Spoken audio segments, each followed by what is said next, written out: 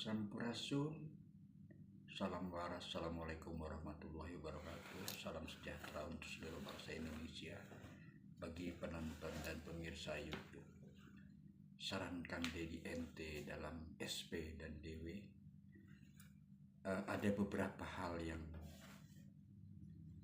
perlu saya sampaikan tentang pintarnya orang tua merahasiakan penderitaan hidupnya kepada anak-anaknya. Saya ingat beberapa puluh tahun yang lalu di saat masih terjadi G30 SPKI sekitar tahun 67 tahun 68. Setiap kami makan di antara anak-anak, yaitu kami 4 bersaudara saat itu, ibu saya selalu makan jika kakak saya minta tambah nasi. Maka diambillah nasi itu dari piringnya. Satu comot nasi dipindahkan ke piring kakak saya. Dan demikian juga ketika yang lain berbicara minta kurang nasi, maka diambil comot nasinya dipindahkan ke piring kakak saya. Lalu saya bertanya, kenapa mama pindahkan nasi mama? Gak apa-apa, kata ibu saya. Mama bisa kenyang asal kalian kenyang. Itu yang pertama. Yang kedua, saat tahun 70-an ibu saya tidak pernah bercerita susah kepada anak-anaknya. Walaupun saat itu kehidupannya bisa dikatakan sangat prihatin dan susah. Karena apa?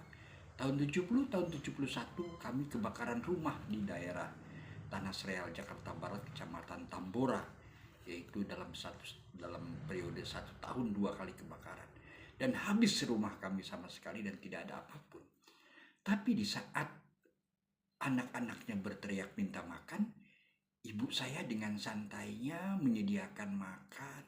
Dia belum makan, sehingga saat nasinya habis, dia pergi ke dapur yang murat-marit karena sisa kebakaran. Dan dia cuma minum dan minum. Saya tanya, kenapa mama tidak makan? Dia hanya menjawab, mama kenyang asal kalian sudah makan. Maka pengalaman itu saya lakukan setelah tahun 81 saya broken home dari rumah. Saya meninggalkan rumah dan saya tinggal di Bandung.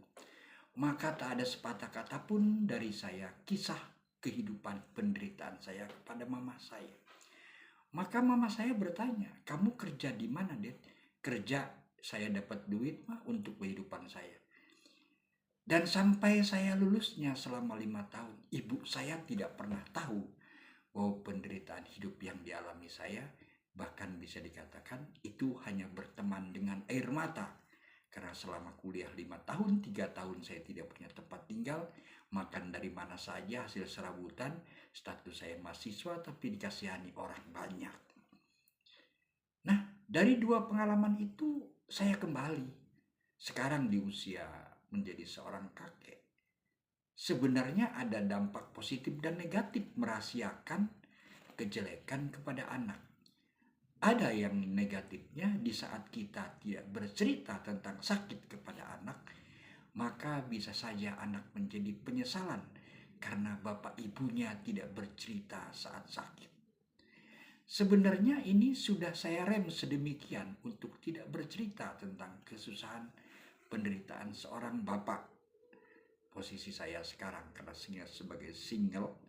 Jadi kenapa saya tidak menceritakan? Saya khawatir anak saya menjadi bingung dan menjadi susah. Bahkan tatkala anak saya berulang-ulang menyarankan atau menawarkan kepada saya untuk pakai kendaraannya, entah kenapa jiwa menjadi seorang tua sekarang lebih banyak takut, lebih banyak khawatir, dan lebih banyak riskan. Contoh, kalau saya pakai kendaraan, khawatir kendaraan anak itu disenggol orang, atau saya nenggol orang, atau saya kena macet, dan sebagainya. Jadi memang rata-rata orang tua yang bijaksana mayoritas menyembunyikan kesedihannya kepada anak. Tujuannya agar anaknya jangan bingung, agar anaknya tidak ikut menderita jika mengetahui orang tuanya menderita. Tetapi ada sisi negatifnya sedikit. Jangan sampai penderitaan orang tua sama sekali tidak dibocorkan kepada anak, karena itu akan menjadi penyesalan bagi anak-anaknya. Kenapa ibu tidak bercerita? Kenapa ayah tidak bercerita? Karena apa? Sesibuk apapun anak kita, baik anak maupun menantu, biasanya kalau sudah tahu kesusahan ibu bapaknya, minimal anak yang bijaksana. Saya bercerita di sini anak yang bijaksana ya. Jika anak menantu ibu bapak tahu, sesibuk apapun mereka, jika tahu bapak ibunya dalam posisi sakit, minimal dia akan telepon, minimal dia akan video call, minimal dia akan datang dan berkunjung, walaupun tidak langsung saat itu. Jadi sekali lagi, berbahagialah bapak ibu yang sampai hari ini masih memiliki orang tua. Kasihanilah orang tua bapak ibu, karena cinta kasih sayang seorang ibu dan bapak tidak akan pernah habis. Sampai kapanpun tidak akan pernah habis. Karena apa? Ada peribahasa, harta anak adalah harta orang tua. Harta anak tidak bisa menjadi harta orang tua. Harta orang tua adalah harta anak, maaf.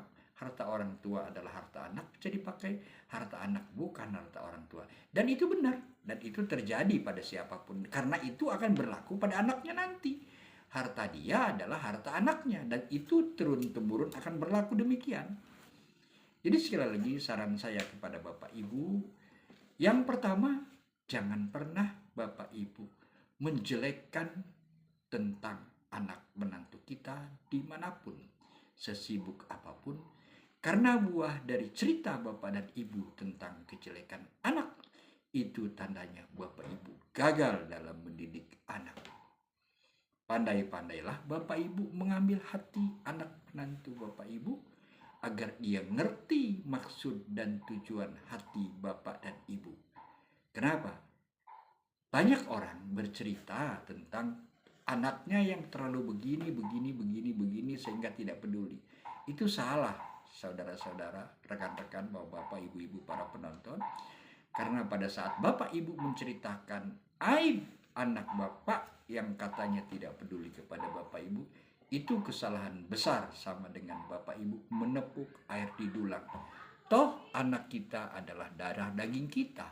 Anak kita adalah buah dari kita. Anak kita adalah hasil didikan kita. Jadi walau bagaimanapun, hormati anak kita, sayangi anak kita, sayangi menantu kita, sayangi cucu kita, tanpa pandang bulu dan tanpa klasifikasi.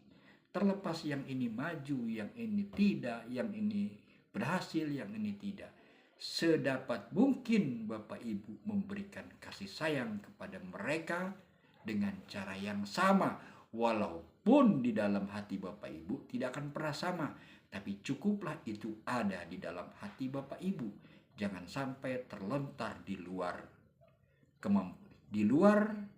kesadaran, sehingga orang lain tahu bahwa Bapak Ibu memberikan kasih sayang yang berbeda. Karena dengan mereka mengetahui kasih sayang diberikan berbeda, maka dia akan memberikan tanggapan yang berbeda kepada Bapak dan Ibu. Sekali lagi, saran Kang Dedi Ente ini tentang pandainya orang tua menjaga rahasia, pandainya orang tua menyimpan kesedihan dan kesusahan, itu saya mulai alami sekarang di usia memasuki 66 ini. Sebenarnya tidak ingin apapun diketahui anak, tetapi terbersit perasaan saya salah kalau sama sekali tidak memberitahu tentang kesusahan kita oleh anak dan menantu kita. Sekali lagi Bapak Ibu, selalu damai, selalu cintai anak dan keluarga, selalu cintai anak dan istri, selalu cintai cucu-cucu Bapak Ibu, bagaimanapun keadaannya, bagaimanapun ekonominya, bagaimanapun kehidupannya. Karena apa? Kebahagiaan lahir batin Bapak Ibu adalah kebahagiaan yang bisa dirasakan oleh istri, anak, menantu, dan cucu Bapak dikala Bapak Ibu masih hidup. Itulah budi baik Bapak Ibu yang akan mereka terima sampai Bapak Ibu tiada umur, dan mereka berkesan dan tidak akan pernah hilang kesan mereka bahwa Bapak Ibu adalah orang yang baik, orang yang berhasil, orang yang beriman dan bertakwa. Demikian, mohon maaf. Assalamualaikum warahmatullahi wabarakatuh. Sampurasun, salam waras, salam sejahtera untuk semua pendengar yang berbahagia.